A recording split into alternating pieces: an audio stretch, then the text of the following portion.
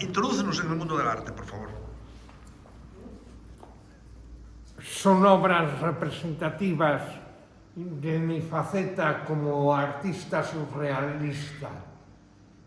Comencé a los 20 años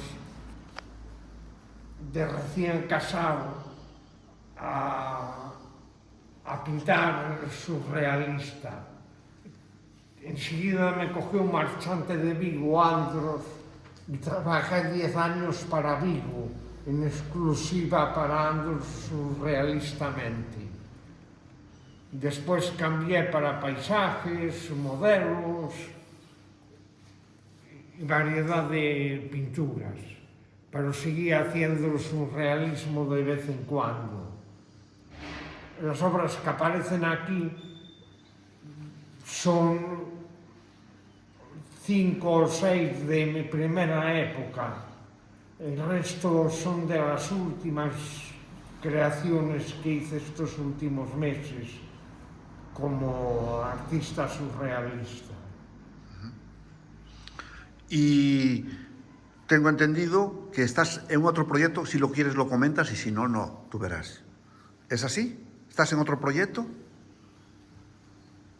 ¿De editar algún libro más? Bueno, estoy preparando un libro, pero para cuando fallezca, o de más viejo.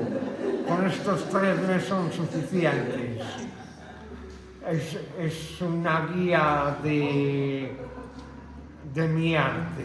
Hace poco en La Coruña vieron una obra mía en un anticuario, gente de la Rúa, y enseguida la identificó como identificarían un Dalí o un Picasso.